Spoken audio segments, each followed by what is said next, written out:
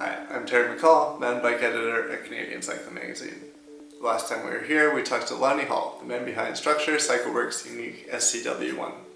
He ran us through how the linkage suspension design works and what advantages it offers over standard suspension design or a telescoping fork. Today I'm putting his bike to the test to see how the theory behind linkage forks plays out on the trails. I'll talk a little about how it feels compared to a traditional frame and fork design. Then we're putting the SCW1 to the test in a race against the clock, up against 3 other top bikes. So Hall is quite confident the SCW1 isn't just fun to ride, he thinks it's one of the fastest bikes out there. We're going to go to the woods in Nanaimo and find out for ourselves. So first let's talk about how the SCW1 rides. One promise of the linkage system is to stay stable where telescoping forks dive, making the bikes feel squarely deep in their travel. So this is quite easy to feel on the trail as the SCW1 eats up large bumps and features without throwing you off your balance on the handlebars. On the other end, Structure's linkage is impressively good at smoothing out small chatter. This means the SCW1 always feels like it has traction even through rough, root-covered corners. In the middle ground, extended sections of big roots and larger momentum-sapping rocks, the SCW1 did start to get hung up. This could be the smaller 27.5 wheels, or it could be the rear suspension, which never quite feels as smooth as the front end. When the trail smooths out, the SCW1 shines. The bike feels like it builds speed through flowing sections of corners and jumps. In fact, during our race runs, the SCW1 was actually the fastest by a solid margin through the sections of jumps and berms near the bottom of our trail. Thus the fastest in terms of top speed as well as average speed over that section of trail. So I was impressed with how the SCW1 can handle both extremes, both the very rough and the smoother trails so well. So on to the test.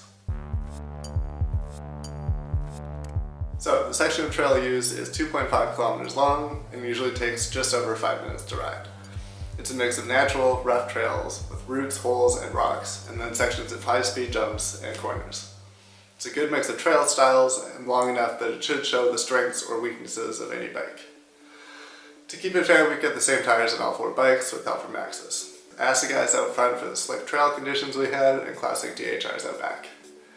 Since the bike used different wheel sizes, we had 2 sets.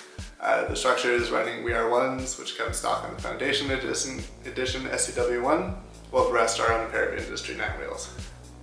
So the Structure is up against a Santa Cruz Mega Tower, Norco Site, and Ibis Ritmo.